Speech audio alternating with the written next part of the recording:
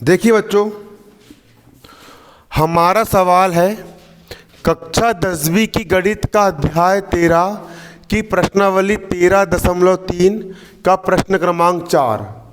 हमारा आज का क्या है, ये सवाल है। और यहाँ पर आप देख सकते हो कि हमारा सवाल यहाँ पर क्या कह रहा है। सवाल यहाँ पर हमारा ये बोल रहा है, व्यास 3 मीटर का एक कुआं 14 मीटर की गहराई तक खोदा जाता है। व्यास 3 मीटर का एक कुआं है, एक क्या है, कुआं है।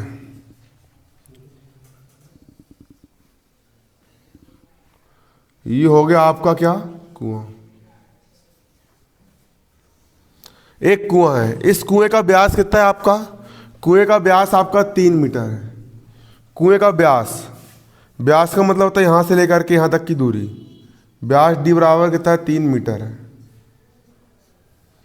ये इतनी दूरी, व्यास कितना है यहां पर आपका, 3 मीटर है ना। व्यास 3 मीटर का एक कुआं 14 मीटर की गहराई तक खोदा जाता है।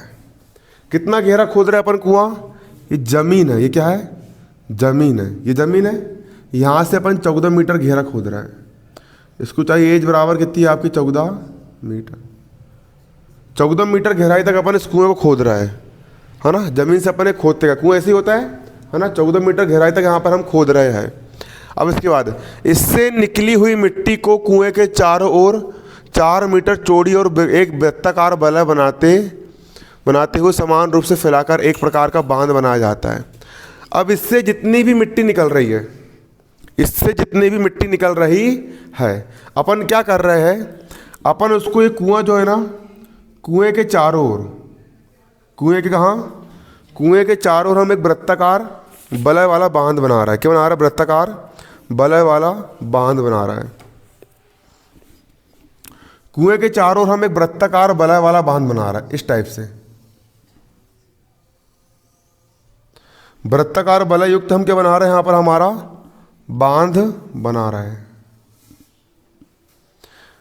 और ये जो बांध बन रहा है आपका वृत्ताकार वलय वाला बांध, ये उसी मिट्टी से बन रहा है जो मिट्टी कुआं खोद करके निकाली गई है। अलग से मिट्टी लाके नहीं डाल रहे हैं। कुआं को खोद करके जो हमारी मिट्टी निकली, किसको खोद करके, कुआं को खोद करके यहां पर जो हमारी क्या निकली, मिट्टी निकली। कुएं को खोद करके यहां पर जो हमारी मिट्टी निकली, उसी मिट्टी से हम यहां पर क्या बना रहे हैं, अपना वलयकार क्या बना रहे हैं, हम बांध बना रहे हैं। क्लियर। और कितने, 4 मीटर चौड़ा बांध बना रहा है। 4 मीटर मतलब यहां से लेकर के यहां तक की चौड़ाई कितनी है आपकी, चौड़ाई 4 मीटर है। कितनी चौड़ाई आपकी, 4 मीटर की यहां पर आपकी चौड़ाई है। क्लियर। जो वलय की चौड़ाई कितनी है आपकी, 4 मीटर आपकी चौड़ाई है। सवाल ये बोल रहा है इस बांध की ऊंचाई ज्ञात करो। बांध कुआं से कितनी ऊपर है, इस बांध की ऊंचाई कितनी है, यहां से लेके यहां तक की ऊंचाई कितनी है, इसको मैंने x मान लिया। ये ऊंचाई ज्ञात करना है। इसको मैंने कितना मान लिया, x मान लिया। ये ऊंचाई ज्ञात करना है ना। तो यहां पर इसको हम हल करेंगे, हल करके यहां पर हम डालेंगे, माना कुआं भी बेलन के आकार का है और आपका ये जो वलय बना है वो भी किसके आकार का है, बेलन के आकार का है बेलन के आकार का। ऐसे रहेगा ना, बस बीच में यहां पर थोड़ा है ना, बस। लेकिन है ना, ये वलय भी किस आकार का है, बेलन के आकार का है। माना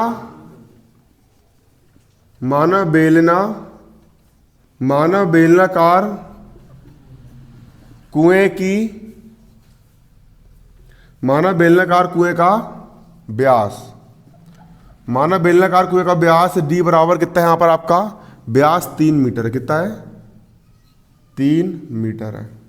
व्यास की आधी होती है त्रिज्या, तब कुएं की हम क्या निकाल लेंगे, त्रिज्या निकाल लेंगे। व्यास का आधा कर देंगे तो क्या निकल जाएगी, हमारे कुएं की त्रिज्या। यहां पर हम लिखेंगे तब कुएं, जो समझ में नहीं आएगा तुरंत पूछ लेना ना। तब कुएं की त्रिज्या, कुएं की त्रिज्या को मैंने R1 मान लिया। क्या मान लिया, R1। त्रिज्या का मतलब जो होता है केंद्र से परिधि तक की दूरी, यहां से लेकर के यहां तक की दूरी, ये त्रिज्या है ना। ये R बराबर है ना, त्रिज्या R बराबर होती है व्यास की आधी। व्यास कितना है यहाँ पर आपका 3, मीटर। इसका आधा करना मतलब कितने से भाग करना, 2 से भाग करना। 2 से भाग करना मतलब आधा कर देना। तो बेलनाकार कुएं की त्रिज्या कितनी हो गई यहाँ पर आपकी, बेलनाकार कुएं की त्रिज्या यहाँ पर आपकी 3/2 मीटर निकल करके आ गई, बेलनाकार कुएं की त्रिज्या।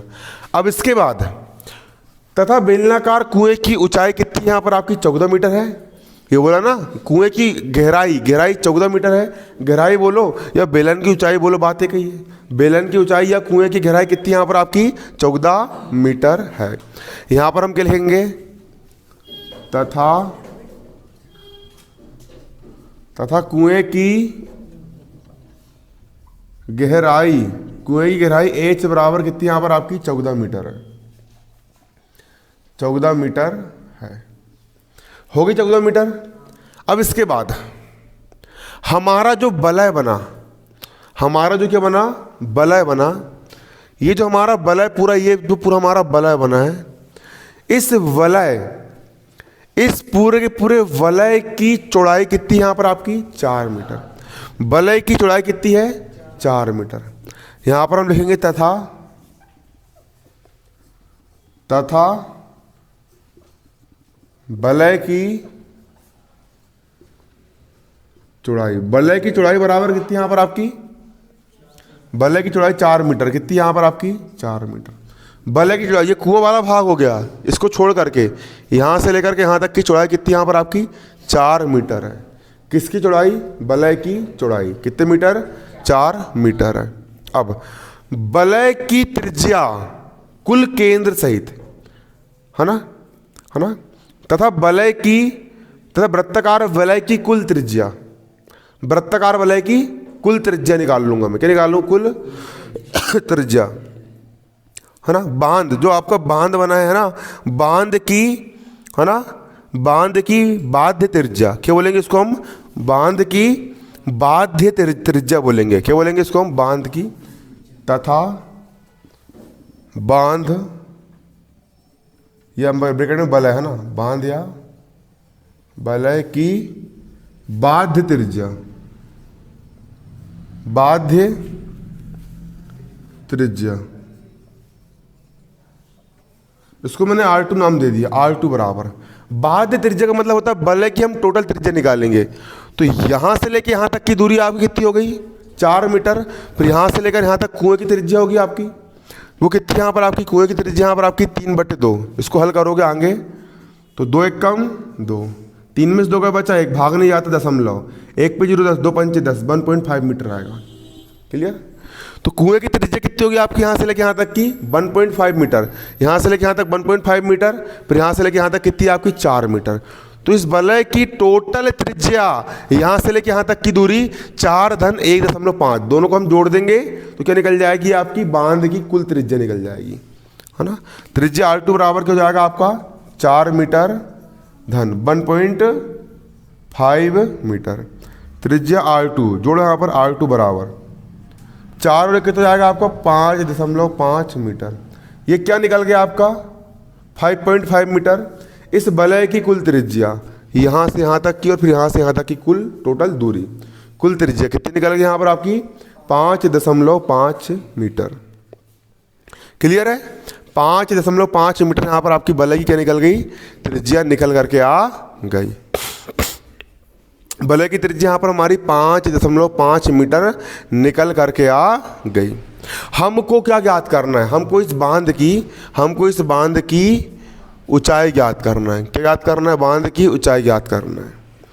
तब बांध की, माना बांध की ऊंचाई हमने x मीटर है, बांध की ऊंचाई हमने कितनी मान ली है, x मीटर है। यहां पर हम लिखेंगे माना बांध की ऊंचाई बराबर कितनी है आपकी x मीटर है। बांध की ऊंचाई कितनी मान ली हमने, यहां पर x मीटर मान ली है। अब यहां पर एक चीज आपको गौर करना पड़ेगा, जब हमने यहां पर गड्ढा खोदे, क्लियर, कुआं बनाया हमने, तो कुएं से जितनी भी मिट्टी निकली उसको हमने इस वलय के रूप में बिछा दिए। तो वलय उतनी ही मिट्टी से बना है, हमारा वलय जो है वो उतनी ही मिट्टी से बना है जितनी मिट्टी से हमने जितनी मिट्टी कुआं के अंदर से निकली है। मतलब कुएं का आयतन और वलय का आयतन, दोनों का आयतन कैसे होगा? बराबर होगा। क्लियर है? अब हम लिखेंगे तब प्रश्नानुसार कुएं का आयतन बराबर बांध का आयतन। क्या लिखेंगे यहां पर हम? प्रश्नानुसार लिख देंगे। यहां पर हम क्या? प्रश्नानुसार। प्रश्नानुसार क्या लिख देंगे? कुएं का आयतन, कुएं का आयतन बराबर किसका आयतन? बांध का आयतन, बांध का आयतन। अब कुआं किसके आकार का है? कुआं हमारा बेलन के आकार का है। बेलना के आकार का है, बेलन सिलेंडर के आकार का है। तो बेलन के आयतन का सूत्र क्या होता है? पाई आर स्क्वायर एच। किसका सूत्र होता है? बेलन के आयतन का सूत्र होता है। क्या होता है? पाई आर स्क्वायर एच। तो कुआं बेलन के आकार का, तो इसका आयतन हो जाएगा पाई आर स्क्वायर एच। लेकिन कुएं की त्रिज्या आर को हमने माने है R1, तो यहां पर R1 स्क्वायर एच आएगा। ऊंचाई तो खैर हमने एच ही माने है ना, बराबर। ये तो कुएं का आयतन निकल गया। अब अगला बांध का आयतन कैसे निकालोगे? क्योंकि बांध में तो भैया मिट्टी यहां से लेके यहां तक की शामिल करेंगे। कुएं के अंदर की पूरी मिट्टी शामिल कर सकते क्या? नहीं।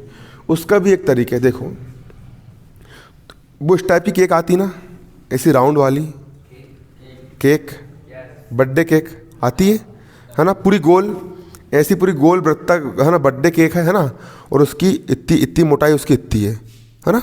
क्लियर है ना? लेकिन अब क्या है, अगर तुमने क्या करे, अगर तुमने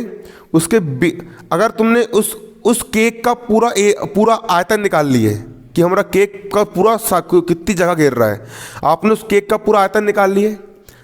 उसके बाद बीच में आपका एक वृत्ताकार भाग है, आपने उसका भी आयतन निकाल लिए, है ना। यदि आप बीच के उस गोले को निकाल करके अलग कर दोगे तो आपका क्या बचेगा? सिर्फ वलय का आयतन बचेगा, बांध का आयतन बचेगा। इसका मतलब ये है कि हम क्या करेंगे, इस पूरे वलय का आयतन निकालेंगे, यहाँ से लेकर के यहाँ तक पूरे वलय का आयतन निकालेंगे, यहाँ से लेकर यहाँ तक पूरे वलय का आयतन निकालेंगे, यहाँ से लेकर यहाँ तक, इस पूरे टोटल इसको भूल जाओ, कुएं को भूल जाओ, इस पूरे वलय का आयतन निकालेंगे।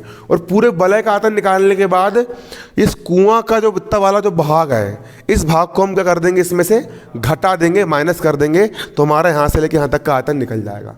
इतना समझ में आया या नहीं आया? आ गया। तो पूरे वलय का आयतन निकालूं यहां से मैं, तो वलय की त्रिज्या यहां से लेके यहां तक की टोटल त्रिज्या R2 हमने कितनी निकाल के लाए थे? R2 बराबर 5.5 मीटर निकाल के लाए थे, है ना।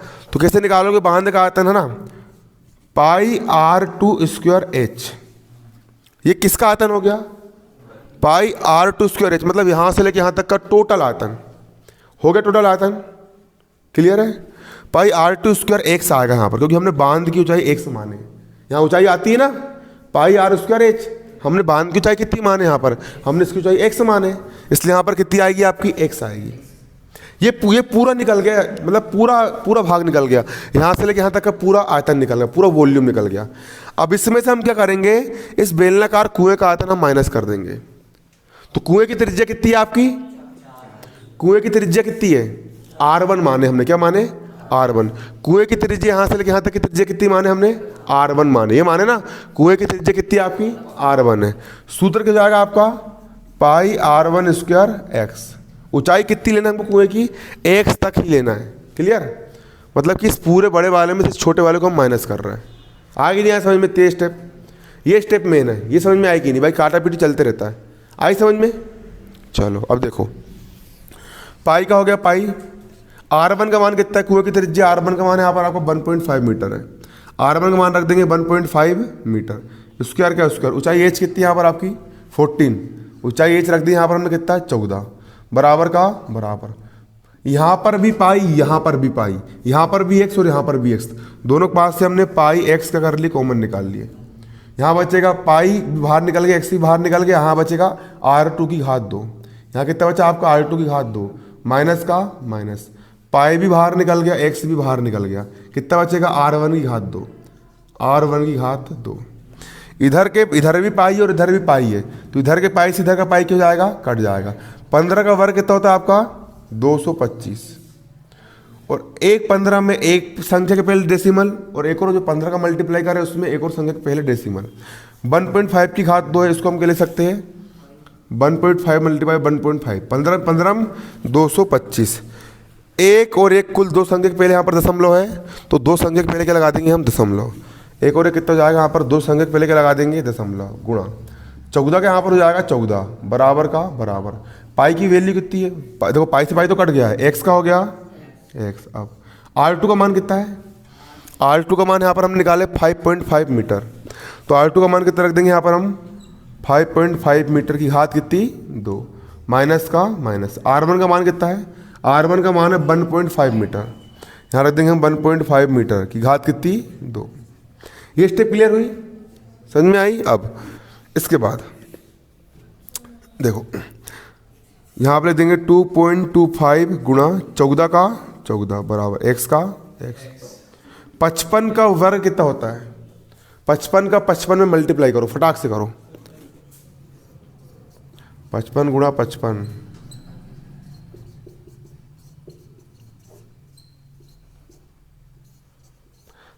3025। 55 का वर्ग कितना होता है आपका 3025। 5.5 है, पॉइंट एक संख्या और एक संख्या, कुल दो संख्या के पहले दशमलव है। 5.5 यहाँ पर भी, 5.5 यहाँ पर भी है, तो यहाँ पर भी एक संख्या के पहले दशमलव और एक संख्या के पहले क्या लगा है दशमलव। कुल दो संख्या के पहले क्या लगा है दशमलव, तो कुल दो संख्या 1 2, दो संख्या के पहले क्या लग जाएगा आपका दशमलव। 30.25 कितना हो जाएगा आपका ये 30.25 ऋण का ऋण। 15 का वर्ग 1.5 का वर्ग, 15 का वर्ग कितना होता है आपका 225, और 15 में भी एक संख्या और एक संख्या, कुल दो संख्या पहले क्या लग जाएगा दशमलव। अब यहाँ पर क्या हो गया आपका, इतना उतारो पहले जल्दी से, उतार ली सबने।